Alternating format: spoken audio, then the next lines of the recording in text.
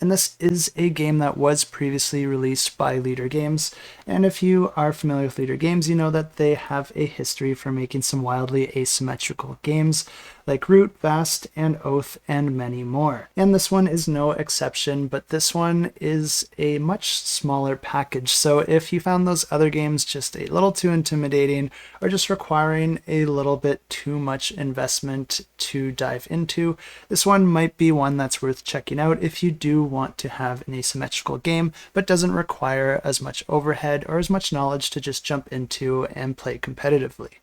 And I'll just come out and say it that I am not a big fan of games like Root with this wild asymmetry, and that doesn't mean that I don't respect them or think they're not good games,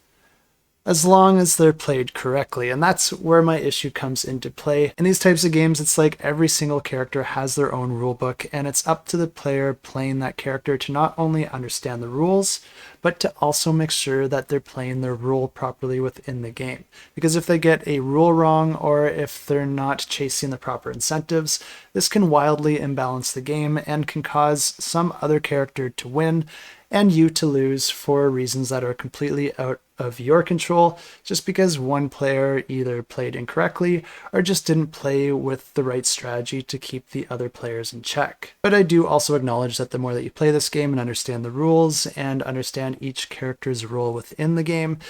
that issue does become more and more insignificant. And when you get there, these are excellent games, but the novelty of each player playing just a slightly different game than the other isn't really that enticing to me to begin with, so I am normally not too interested in this style of game. And the whole reason that I'm saying all of this is so I can completely contradict myself when I say that this one is my own personal pick of the week. And there's a few reasons for that, but I do want to start with saying that there are a few mechanisms out there that I'm usually not a big fan of. For example, I'm not really that big into take that games, but then Cosmic Encounter is one of my favorite games of all time. So just because a game has a certain mechanism that I usually don't like, doesn't mean that they don't do it in a way that I can enjoy. And I can't be for sure about this one until I actually play it, but just from my understanding of this game, it does look like it's done in a way that I actually would enjoy. For starters, this is a game that takes 45 to 75 minutes to play, which means that you could play this game multiple times in a row before you've even learned a game like Root. That means that players can get up to speed way faster, and the overhead on learning this one is quite a bit less, especially because this game does play up to 4, but there's actually only 3 different factions that you're going to be playing as, and if you do have a 4th player, they're going to be playing as the same role as one of the other players. Also, between these 3 factions, you're generally gaining your points either by area control or pick up and deliver. The overall rules for this one, as well as the differences between the characters, are also quite a bit smaller than those giant asymmetric games, which just means that players will have an easier time understanding their role along with the different roles of the other players, which means that you'll have a lot less surprises when you play this game. When you think you have the best strategy ever, then all of a sudden somebody does something that you're just like, you can do that? Which, yeah, only happens a handful of times when you're learning a game like Root, but I would much rather that it happens 0 times. But this is a game where players are trying to earn the most victory points at the end of the game. And like I said, there's a bunch of different roles, and they all have a few differences between them and some different options and mechanisms to take advantage of. But primarily, they're going to be gaining their victory points through either area control or pick up and deliver. Cool thing about this game is that there are multi-use cards that are going to be appearing throughout the game, which function both for the pick up and deliver characters, as well as the characters going for more area control. The top portion offers some sort of action if you were to buy that card into your possession, whereas the bottom portion of the card provides some sort of objective for you to deliver a certain item to a certain type of island. What's cool about this is that each of these islands are going to be located on different tiles, with each of those tiles having a blue die in the center. The die represents the value of the islands on that tile, and whichever player is able to take control of those islands is going to be gaining that many victory points for that island.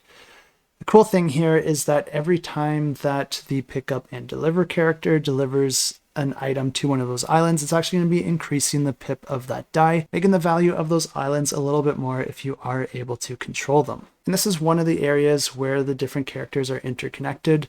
And yes, this is one of the areas that could have that issue that I talked about, where basically one player playing their character incorrectly could basically kingmake one of the other players. But the reason that I don't think it's as big an issue in this game is because the way that you should play your characters are a lot more straightforward, since this is a bit of a lighter game.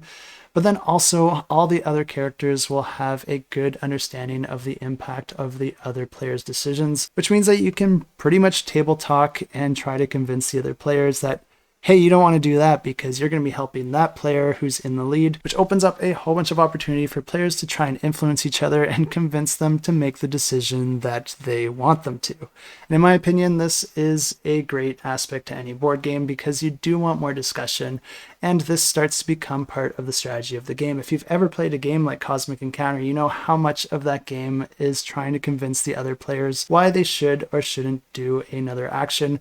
regardless if your intentions are completely factual. So basically, if this is an issue in this game, I think the rules on this one are simple enough that the players will just self-correct for it at the table, so I don't really have any concerns here. And with everything I've said, you pretty much already understand the game here, where you're either trying to make deliveries to certain islands, which then increases the value of the islands in that region, or you're a player that's trying to put their influence on those islands to gain the victory points that they offer. But how do the players actually do that? And the way that this works is through dice worker placement. At the start of a round, players are going to be rolling their dice, and then you're going to be taking turns placing 2 dice at a time, activating the actions that you assign those dice to. Of course, some of the actions will be influenced by the value of the die that you place there, or they might even be limited to certain values, limiting the options you have on your turn. Players can also get into battle with each other, and whenever they do that, they're going to be causing damage to their opponent's ship, which can cause them to put damage markers into some of the placement spots on their board,